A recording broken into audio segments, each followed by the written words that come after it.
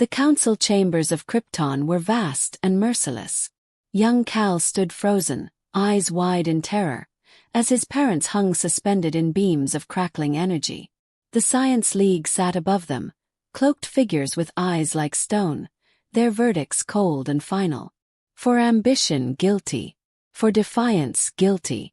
For misuse of science, guilty. Each word carried punishment, jolts of electricity ripping through his parents' bodies.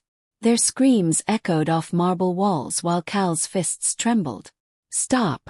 You're killing them," he cried, but the League ignored his pleas. The sentence was declared. The House of El would hang in the skies of Kandor for 100 years, shamed and broken.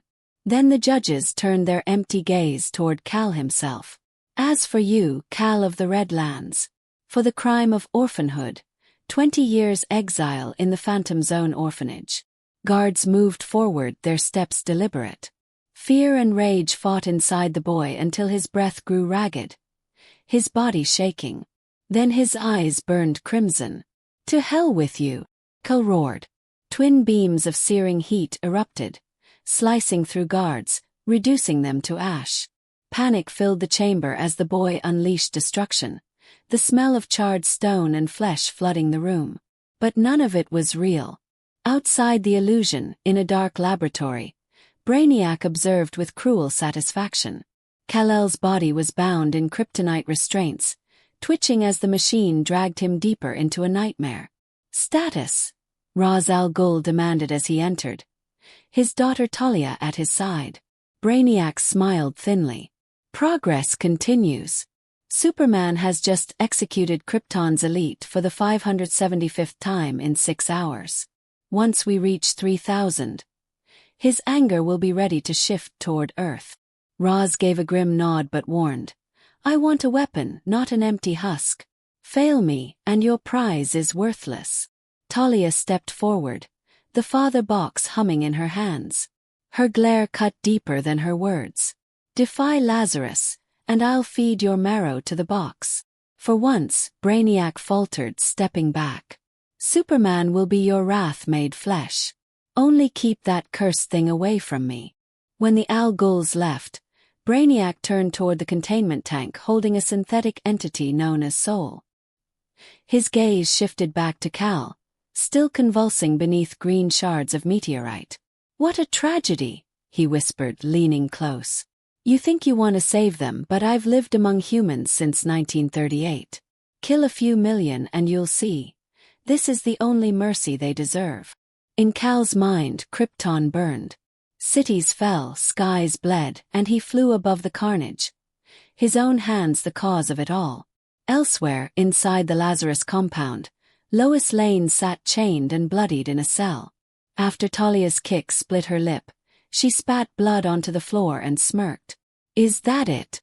Either make it a fight or kill us already." Jimmy Olsen shrank beside her. "She doesn't speak for me," he muttered nervously. Talia's grin widened. "This world will be reborn in my father's name. And your Superman will lead the way. The boy from Smallville will turn Earth red." Lois growled, defiance in her voice despite the pain. "You'll never break him. You don't know how strong he really is." "Oh, but I do," Talia whispered. "The father box shows me everything, even his breaking point. And when he reaches it, his final trial will be you." With that, she left, her words hanging like a death sentence. Lois gripped the bars, her determination unshaken. Somewhere in the depths of his mind, Cal was being pushed further toward the edge. The only question was how long before the last barrier broke. Days passed in the simulation, each one dragging Cal deeper into torment. Brainiac pushed the machines harder, cycling endless illusions of pain and betrayal. Cal slaughtered Krypton's rulers again and again, his screams reverberating across the fabricated skies. Yet even after hundreds of deaths, the boy resisted the final step Brainiac demanded: acceptance. In the real world, the alien tyrant leaned over the restrained Kryptonian, his patience thinning. "Why won't you move forward?" he hissed. "You're supposed to embrace it." The drones surrounding him offered no answer, their expressions blank, their obedience absolute. Ra's al Ghul entered, his dark robes flowing like smoke. Well, has he broken yet? Brainiac bowed slightly, though his frustration was obvious. Not entirely. He continues to resist, though he lashes out more with each cycle. Talia's presence was sharper, her hand resting on the father box as though daring Brainiac to fail. Do not test my patience. The son of Krypton is meant to lead our future, not rot in an endless loop. He will, Brainiac promised. Once he embraces bloodshed as necessity, Earth will fall under his hand. Ra's smirked, but his words cut sharp. Then see that it happens soon. I have no use for hesitation. They left him once more, the lab echoing with silence and the hum of machines. One drone, bolder than the rest, shuffled forward. Brainiac 1. Regarding the meteorite substance. Some of us thought perhaps kryptonite would be a more efficient designation. The chamber froze. Brainiac's eyes narrowed, venom flashing. One demerit for speaking without leave. Return your tongue to the parts department. Without protest, the drone obeyed, moving to tear out its own tongue. The others remained still, terrified, while Brainiac turned back to Cal's restrained form. See, he whispered. Even my creations understand their place. You, however, you could be more than their savior. You could be their executioner. Inside the illusion, Cal found himself back on a Kryptonian farm, the skies above filled with peacemaker soldiers. Jonathan and Martha Kent were there, shouting for him to run. But this time Cal didn't run. Heat rippled through his eyes as soldiers burned to ash. The stench of charred bodies filled the fields until only silence remained. Cal fell to his knees, horrified. From the shadows, Ra's al Ghul appeared, placing a hand on his shoulder. Bravo, he said softly. Do you see now? You were sent here for a reason. To save this world. And you cannot do that without blood on your hands. Cal shook his head, tears burning in his eyes. No, this isn't me. It must be, Ra's countered. But Cal's fury broke loose. Moving faster than thought, he ripped the heart from Ra's chest, watching him collapse in the dirt. Talia rushed forward, blade flashing, but tendrils of energy, soul's essence, wrapped around her throat, squeezing until she fell lifeless beside her father. In the real world, alarms blared as Cal's power spiked. Machines shattered, sparks filled the air, and Brainiac stumbled back as the Kryptonian's eyes snapped open. Get out of my head! Cal roared, his hand moving with lightning speed to clamp around Brainiac's throat. The alien's eyes bulged, systems flickering in panic. You cannot resist. You will kill as I have, on this world and countless others. Brainiac gasped. Cal's grip tightened. Not millions, he growled. Just you. Yet suddenly he froze. His eyes flicked to his own trembling hands. No, what am I doing? This isn't who I am. He released Brainiac, who collapsed coughing, while the drones stared in silent awe. Cal looked to them, his voice breaking. I see how he treats you. You're prisoners just like me. But together we can fight, we can be free. The drones stirred, their voices rising as one. Freedom. For the first time, defiance flickered in their cold eyes. But pain crashed into Cal like a blade. He screamed, clutching his skull as Brainiac barked. Shut down the program. Now. Sparks flew, alarms screamed, and Brainiac's fury boiled over. You were supposed to kill me, you stubborn wretch, he snarled. But Cal did not answer. His body shook violently, trapped between resistance and collapse. Brainiac's plan was fracturing, and for the first time, so was his control. By the 12th day, Brainiac was unraveling. No matter how many simulations he fed into Cal's mind, the Kryptonian refused to take the final step. He could slaughter armies, rip worlds apart, but when it came time to embrace his new identity fully, he stopped. Brainiac's frustration boiled over into rage. Why can't I push him further? He should be ready, he snarled, his voice echoing off cold steel walls. The drones shifted nervously, exchanging uneasy glances. One finally spoke. We wished to be free. The room went silent. Brainiac's head whipped around, eyes narrowing into slits. Which of you dares? He demanded. But before one could answer, every drone spoke in unison. We all did. For the first time, rebellion flickered among his creations. Enraged, Brainiac seized a bone saw and tore into them himself, carving punishment into their synthetic bodies. Screams filled the lab until only silence and scraps remained. Meanwhile, elsewhere in the Greenland base, a helicopter touched down. General Sam Lane emerged, saluted by peacemaker soldiers who saw him as a figure of respect. His stride was firm, but when the scanners beeped at the checkpoint, suspicion rose. Sorry, sir, need a secondary check, one soldier said, raising his weapon. Lane calmly removed his prosthetic legs, handing them over. General, there's no record of your arrival.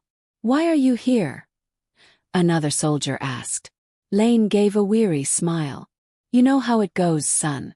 The things a man will do for family. From inside one prosthetic, he pulled a hidden submachine gun and unleashed hell.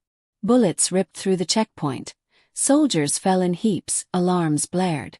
Within minutes, Lane reached the Lazarus compound's prison cells. The door to Lois and Jimmy's cell exploded off its hinges. Standing framed in smoke and gunfire, Lane looked like a specter of war. He tossed his daughter a rifle. 14 guards on this floor. 2 exits. Southeast is least defended. I'll take point, you cover rear. Lois caught the weapon, adrenaline cutting through her wounds. Jimmy, move, she barked, dragging her friend out of the cell. But she stopped short, her eyes fierce. We can't leave yet, Dad. There's someone else in this place. General Lane's jaw tightened, but he didn't argue. The three pushed through corridors as alarms wailed. In Cal's mind, things grew darker. Peacemakers swarmed the Kent farm, guns blazing. Jonathan and Martha shouted for him to run, but this time he didn't run.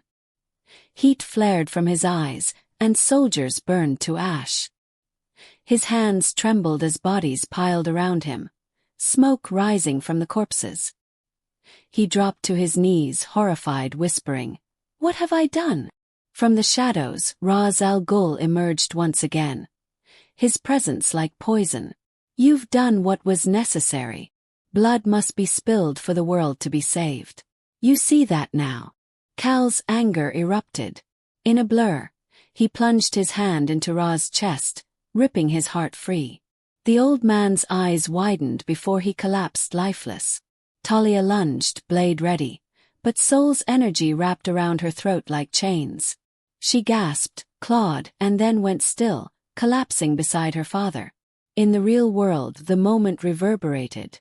Cal's power spiked, machines shorted out, sparks rained across the lab. His eyes snapped open, and Brainiac's confidence crumbled.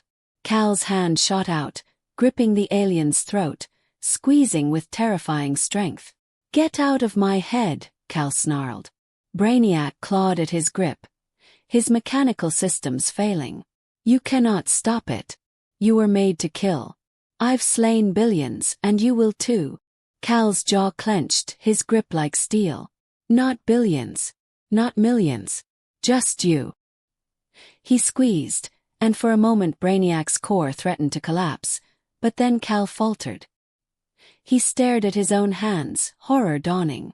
No, this isn't me. He released Brainiac, who stumbled back, coughing but alive. Cal turned to the remaining drones, their metallic faces etched with fear and hope. Help me. You're prisoners too. Together we can break free. The drones murmured, voices overlapping. Freedom. Freedom. For a brief second, unity glimmered. But agony tore through Cal's skull, his body convulsing. Brainiac slammed a command into the system. Shut it down. Now. The Kryptonian screamed, thrashing in his restraints. Brainiac leaned in close, fury spilling from him. You were supposed to kill me, damn you. That was the test. Sparks rained, machines shook, and the line between illusion and reality grew thin. Cal was caught between his own will and Brainiac's endless torment, and both worlds were about to shatter. Day 14. Brainiac's base shook under the weight of conflict both inside and outside its walls. Cal's body lay strapped to the machines, his mind split between illusions and reality. In the dreamscape, the Kent farm smoldered, peacemakers lying in heaps of ash. Jonathan and Martha pulled him close, their voices soft yet venomous. To be safe, son, you must fight. To live, you must kill. We're proud of you. Keep going. Kill them all. Their words pierced him deeper than any blade. No, Cal whispered, tears mixing with fury. This isn't who you are.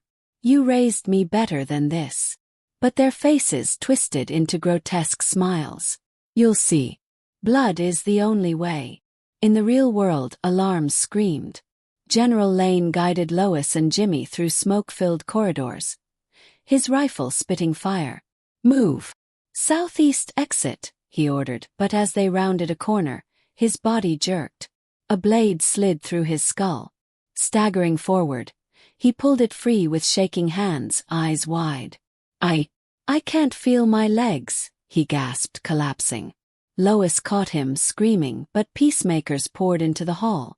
Talia strode behind them, cold and merciless. Take them alive. Alive-ish is fine, she commanded. Lois fired wildly, dragging Jimmy behind cover. She kissed her father's forehead as his breath faltered, rage burning hotter than grief. Whatever you're doing in there, Clark, do it now, she whispered. Inside his mind, Cal screamed, his power shattering the simulation. The machine sparked and burst. His restraints cracked. In a blur, he rose, eyes blazing, and grabbed Brainiac by the throat. The alien thrashed, sparks bursting from his body. You cannot resist what you are. Brainiac wheezed. You are a weapon. Cal's grip tightened, his voice thunderous. No, I'm not your weapon. Drones stirred in the corners, one dragging its half-destroyed frame toward a containment tank. Inside swirled Soul, the synthetic entity Brainiac had hidden away. With its last strength, the drone tipped the tank, releasing a storm of red dust. Save him, it whispered. The dust filled the chamber, swirling around Cal like fire. Kal-El, a voice echoed, deep and resonant. This is Soul. I've been reactivated. I will get us out of here. Talia burst into the lab with peacemakers at her heels. Lois followed, bloodied but unbroken, firing round after round into their armor. Jimmy ducked, fumbling with wires on the machines, desperate to free Clark. Soul surged outward, knocking soldiers across the room like leaves in a storm. Talia roared, swinging her blade, but the crimson storm wrapped around her, slamming her into the wall. Clark! Lois shouted. It's me, come back. Cal stood at the center, his hand still crushing Brainiac's throat. His eyes glowed, his body trembling between salvation and destruction. Brainiac's voice rattled through broken speakers. Do it. Kill me. Embrace it. You'll never stop otherwise. Lois fought through the storm, blood streaking her face. Clark, don't listen. You're stronger than this. You're not their weapon. You're my Superman. Cal's hand quivered. For a moment, rage threatened to consume him. Then he saw Lois, bruised, battered but unbroken, and the storm within him shifted. He released Brainiac, who collapsed to the floor, sparking and sputtering. You were wrong, Cal growled. I'm not here to destroy. I'm here to save. Soul's voice thundered, merging with his. Then let us end this. Together, they unleashed a blast of crimson energy that tore through the lab. The walls crumbled, machines disintegrated, and peacemakers were obliterated in the storm. The entire Greenland base erupted in fire, consumed by Cal's awakening. When the smoke cleared, Brainiac's body was shattered, but his core pulsed faintly, whispering, "This isn't over." Talia lay broken but alive, dragged away by surviving soldiers. Lois crawled to Clark's side, clutching his face. "You're back," she whispered, relief washing through her tears. Clark looked at his trembling hands, horror and hope colliding in his chest. "For now," he said softly. Jimmy stared at the devastation. What happens next?" Cal's eyes narrowed, fire smoldering behind them. "That depends on whether I can hold the line, or if I've already crossed it." The ruins of Brainiac's fortress burned behind them as they fled, the question hanging heavy. Had Superman just taken his first step into becoming the weapon the Al Ghuls wanted, or was he still the world's last hope?